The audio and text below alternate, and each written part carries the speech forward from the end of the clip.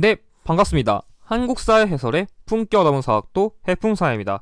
이번에 다룰 공략법은 근현대사, 특히 근현대사에서도 개항기에서 다룰 수 있는 대표적인 유형인 다양한 외교 사례의 증거라고 할 수 있는 조약 유형을 다룰 예정입니다.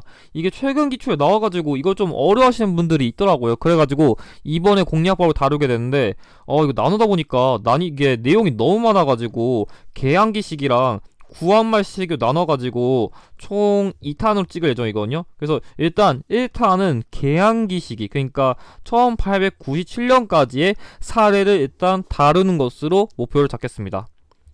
본 공략법의 내용은 각 조약의 조항, 그러니까 원문의 사료를 가져올 예정이기 때문에 다른 공략법에 비해서는 상당히 어려울 수 있어요. 근데 이거는 원문으로 직접 이해해야 이해하기 쉽고, 또한 해당 공략의 내용은 현재까지 기출 사례를 근거로 작성하였으며, 이 공략법의 내용은 한능검 심화편 응시자 및 공무원 한국사를 준비하시는 응시자에게도 적합할 수 있는 사례임을 말씀드립니다.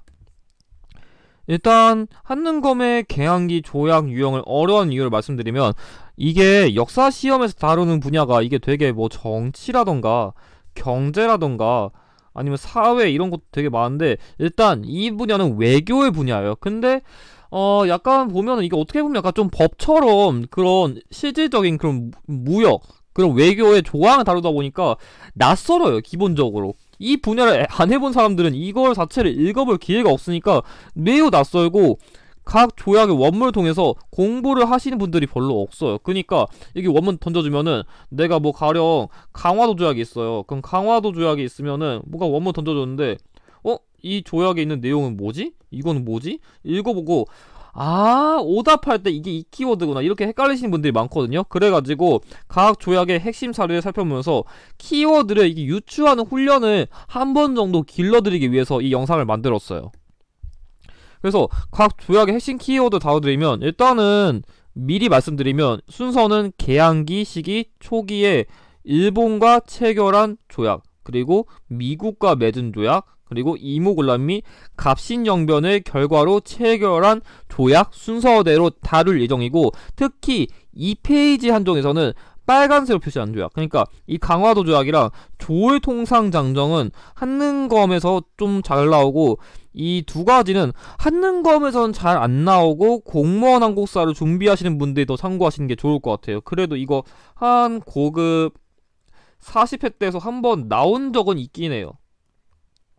나온 적은 있으니까 버리지 마시고, 아무튼 간에 그래가지고 이런 키워드들이 있거든요. 그래가지고 일단은 간단하게만 살펴보시고, 특히 제가 여기서 용어 몇 개만 설명드린 거는, 이건 제가 그냥 이런 내용이 있다는 것만 일단 가볍게 암기하시고, 그 실질적인 내용은 제가 설명드리면서 어떤 건지 알려드릴게요. 외우셨으면 다음 페이지 넘어가겠습니다. 그래가지고 두 번째 경우에는 이런 사례가 있는데, 그렇기 때문에 이게 조약에서 어떤 키워드가 나오는지 이게 다 개념 교재에 있거든요. 교재에 있는데 이거를 원문에다가 적용하는 훈련이 필요해요. 그래가지고 일단 여기는 키워드 이런 게 있구나, 그거를 암기하셨다면 이제 본격적으로 조약을 통해서 접근해 보겠습니다. 자, 첫 번째, 일단 강화도 조약입니다. 강화도 조약에는 이게 한 12조 정도까지 있는데, 가장 잘 나오는 거는 이 5조, 7조, 10조거든요. 1조는 잘 안 나오는데, 일단 자주의 나라로 일본과 평등한 권리를 지닌다. 말 그대로만 봤을 때는 자주의 나라니까 일본과 평등한 권리, 좋아 보이지만 이거는 잘 보면은 청나라의 간섭을 배제하려는 거예요. 그러니까 겉으로는 평화로운 척하면서 청나라의 간섭을 배제하기 위해 조선은 자주국의 나라라는 그런 명분을 심어줘서 자신들의 영향력을 강화시키려는 목적이 있었고, 두 번째, 조선은 부산 이외에 두 항구를 20개월 이내에 개항한다. 이게 첫 번째 포인트인데, 이거 한능검에서 빈출 키워드거든요. 그래가지고 한능검에서는 부산 외 두 곳에 항구를 개항한다고 하는데, 내가 공무원 하고서 준비한다. 부산 1876년, 그리고 원산 80년, 그리고 인천 83년, 그러니까 부원인 76, 80년, 83년 이 순서로 개항했다. 그거 외워두시고, 자, 두 번째, 조선은 연안항해 안전을 위하여 일본 항해자를 하여금 해안 측량을 허용한다. 그러니까 말 그대로 이게 뭐냐면 해양 측량권이에요. 그러니까 자신들 선박 보호하겠다는 명분으로서 남의 나라 선박 확인하는 거죠. 완전 말도 안 되는 거고. 자, 세 번째. 양국인 사이에 범죄가 있다면 속인주 입각하여 자국에 의하여 법에 처리한다. 그러니까 이게 뭔 말이냐면 시의 법권이거든요. 그러니까 이거는 뭐냐면 제가 A 국가가 한국이고 B 국가가 일본이라 쳐요. 근데 B국에 있는 인물이 A 국가까지 깽판 쳤어요. 그러면 처벌도 B 국가에서 나오고 그 처벌의 규정 법도 이 B 국가의 법 따라 하면은 만약에 정말 중요한 인물이 여기서 깽판 쳐도 자기가 관리하고 자기네 법대로 하니까 이 A 국가 입장에서 화가 나는데 맘대로 처벌을 못하는 단점이 발생하는 게 치해법권의 핵심이에요. 그래가지고 불평등 조약이에요. 그래서 이거는 불평등 조약으로서 잘 나오고, 혹시 강화도 조약 다룰 때 문제에서 신원이라던가 그 구로다 기요타카 이거 만약에 언급되면은 꼭 추가해주세요. 일단 조일수 조교 부록이랑 그 무역규칙은 잘 나오진 않거든요, 한능검에서. 그래도 알아두시면, 일단 일본인의 간행 이정은 심리로 한정한다는데 이건 좀 공시용 키워드지만, 간행 이정이란 거 쉽게 말하면 상업활동거리예요. 상업활동. 그러니까 대충 한반도가 있겠다 치면은 여기 있잖아요. 여기 부산부터 뭐 간행이죠. 상업할 수 있는 데가 뭐 심리다. 그냥 대충 이렇게 한정을 지었다. 그렇게 이해하시는 게 좋아요. 그리고 이 조일수 조교 부록의 핵심은 그 일본의 화폐를 쓸 수 있다는 거예요. 화폐. 그러니까 이 7조를 보고서 일본 화폐 사용. 이거를 이해하시는 게 중요하거든요. 그러니까 명분상으로 자신들의 그런 상업활동을 더 확장시키기 위해 가지고 일본 화폐를 사용해 줄 것을 허용을 규정한 거죠. 그게 중요했어요. 자, 세 번째. 조일무역규칙. 이거 같은 경우에는 두 가지가 중요한데, 일단 일본 인민들이 양미와 잡곡을 수출 수입. 근데 사실 이거 거의 무제한이라 봐도 돼요. 그러니까 이걸 계기로 해가지고 일본이 자신들 땅에는 이게 일본이 있으면은 이게 쌀이 없으니까, 쌀이 없어가지고 조선에서 쌀을 오지게 가져가요. 쌀을. 그리고 곡식도 오지게 가져가요. 그래가지고 한반도 입장에서는 진짜 그 쌀이 그때부터 없어가지고 나중에 조약을 체결하고, 특히 이 조일 무역 규칙 때는 그나마 착한 게, 착한 것도 아니고 무관세였거든요. 그러니까 뭔 얘기냐면, 무관세로서 쌀과 곡식을 이렇게 마구마구 가져가면은 자신들이 원하는 물건 마구 다 가져갈 수 있거든요.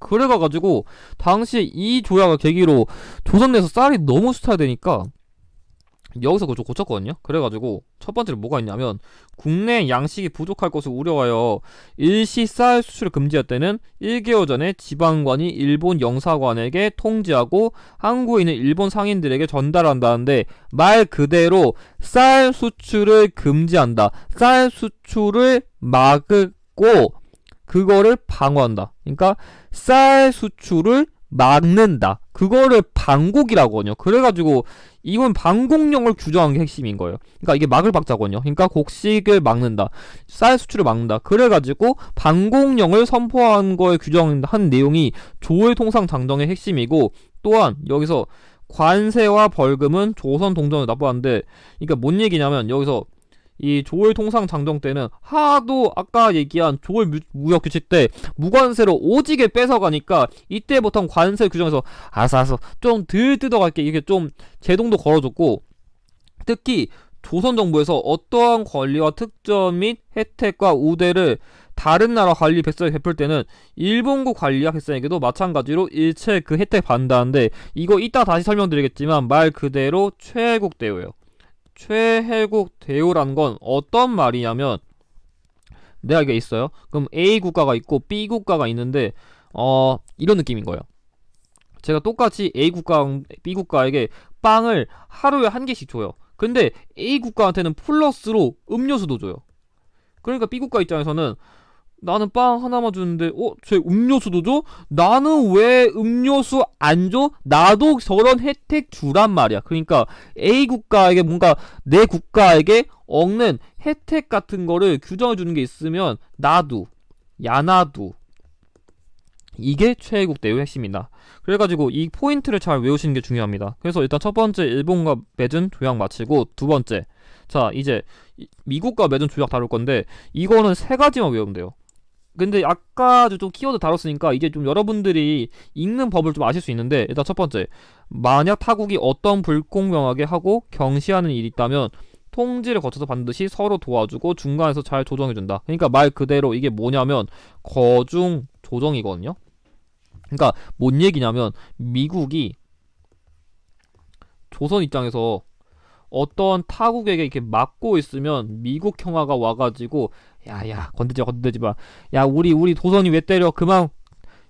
자 착하게 지내야지. 어이구 건들지 마. 이런 식으로 잘 어루 달래준다고 규정한 게 이 거중 조정의 핵심인데 실제로는 한 번도 안 했습니다. 그러니까 거중 조정 잘 해준다고 어루 만져준다 했는데 한 번도 시행된 적 없습니다. 아무튼 두 번째, 입출항하는 화물은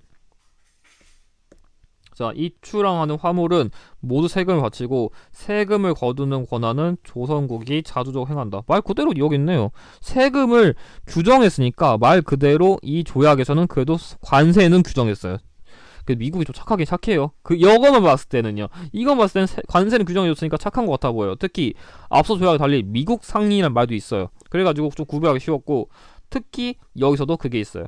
어떤 혜택 및 은전의 이익을 타국 혹은 그 나라 상인에게 베풀면 또 미국이 점유하지 않고 조약에 얻는 것도 미국에게 주세요. 이 조약도 최혜국 대우를 규정했어요. 근데 아까 제가 조울통상 장정 다룰 때 얘기했었잖아요.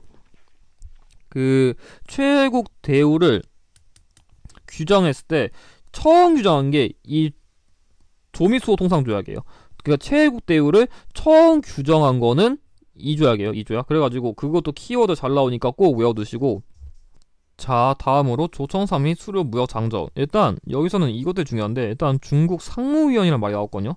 그러니까 상무위원이라는 게 원래는 그런 공공 업무를 담당하는 거. 근데 여기서는 조선의 항구에 주재한다고 했으니까 항구에서 상업활동 관련된 거를 관리하는 거니까 말 그대로 남의 나라 가가지고 상업활동 침투하기 위해 가지고 좀 자신 국가들의 상인에게 유리한 거를 행하려는 게 있었고, 특히 만약에 문제가 발생했다면 북양 대신이 청해가지고 조선 국어관에게 공문서를 보내 서리한다 했는데, 이게 뭔 말이냐면 북양 대신이라는 거는 일종의 그런 외교 관리거든요. 그러니까 외교 관리랑 그 조선 국왕이 함께 만나가가지고 뭔가 문제 처리한다? 한 나라의 관리랑 왕이 문제를 처리한다. 조선이 더럽게 무시당한 거예요. 그만큼 청나라가 이런 걸 통해가지고 영향력을 다시 높이려는 의도가 있었고, 두 번째로 여기서도 중국 상인이 그 개별적 고소를 제기할 경우엔 중국 상무위원에게 넘겨서 심의 파결한다. 그러니까 뭔 말이냐면 이것도 똑같이 치해법권이에요. 지금 그 중국 상인이 뭔가 일을 할 게 있으면 중국에게도 맡긴다. 이거 좀 자기들 법을 할 테니까 이거 자체도 치해법권이라 할 수 있고. 자, 4조. 조선 상인은 베이징에서 규정에 따라 교역하고 청 상인은 양화진과 한성의 상점을 개설한다. 그러니까 말 그대로 이 어느 지역인까지 몰라도 되는데 양화진이랑 한성이라는 지역에다가 청나라 상인들이 상점을 개설해가지고 내지 통상권을 허용했어요. 이게 무슨 말이냐면, 그냥 쉽게 말해가지고 그냥 어렵게 이해하지 말고 그냥 대충 한반도 있으면 이런 식으로 안으로 들어와가지고 그러니까 안의 지역에 가서 통상을 한다. 그냥 더 쉽게 얘기하면 그냥 딴 나라 가가지고 그냥 통상활동 한다는 거예요. 우리나라가 아니라 딴 나라 가가지고 그냥 마음껏 침투한다. 그게 내지 통상권이에요. 그래가지고 이런 식으로 조금 침투 많이 하고 치해법권 그리고 내지 통상권이 있다. 이게 조청상민 수륙 무역장정의 핵심이란 것을 기억해 두시면 좋고, 자 이제 얼마 안 남았는데 일단 재물포조약, 여기부터는 조금 쉬우니까 가볍게 보시면 되는데, 일단 재물포조약의 경우에는 기본적으로 이모군란을 계기로 체결한 조약이다 보니까 그거를 좀 기억해 두셔야 되는데, 앞서 얘기한 조청삼민 수륙 무역장정도 이모군란을 통해서 체결했죠. 근데 조선국은 흉도들을 잡고 그 수괴를 엄히 징계한다. 당시 이모군란한테 일본은 죄도 없었는데 맞았으니까 이거에 처벌을 부착했고, 조선국이 지불한 5만원은 피해를 입은 일본 관원의 유족 및 부상자들에게 지급하고, 그러니까 배상금을 이걸로 지불한다는 것을 규정한 거고, 특히 일본 공사관에 약간의 군사를 두어 경비한다고 했는데, 공무원 항공사 준비하시는 분들 이거 추가적으로 알아두세요. 이거 약간의 군사가 아니라 거의 한개 대대급? 그러니까 군사를 생각보다 많이 주둔했어요. 이거까지 같이 기억해두시면 좋고, 한성조약 이거의 경우에는 똑같은 게 앞서도 배상금 얘기했잖아요. 그렇기 때문에 배상금만 보면은 어떻게 구별해요? 그러니까 여기도 피해를 입은 일본 유가족이라든가 부상자, 아니요 그것도 11만원 지불한다, 배상금이 또 있단 말이에요. 그럼 어떻게 구별하냐? 앞서 다룬 이모군란의 경우에는 이 군대 주둔, 그러니까 군대를 주둔한다는 것을 통해서 구별하시고요.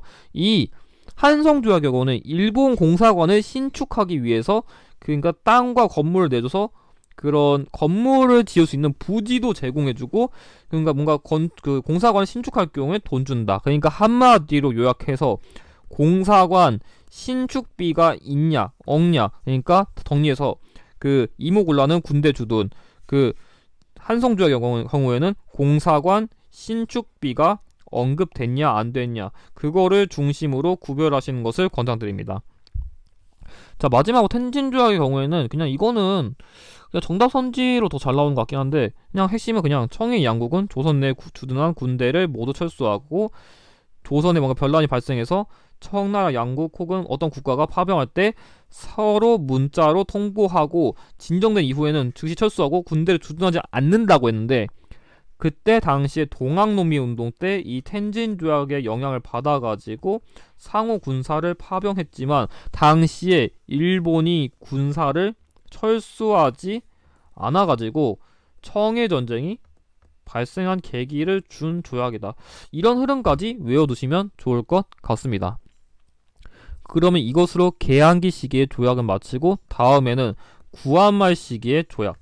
구한말 시기의 조약의 경우에는 한일의정서, 1차 한일협약, 을산의약, 전미칠조약 이런 거 있거든요. 그거에 대한 분석 2탄 영상도 올릴 수 있도록 하겠습니다. 그러면 이것으로 영상을 마치고, 영상의 내용이 도움이 되셨다면 좋아요와 구독을 부탁드립니다.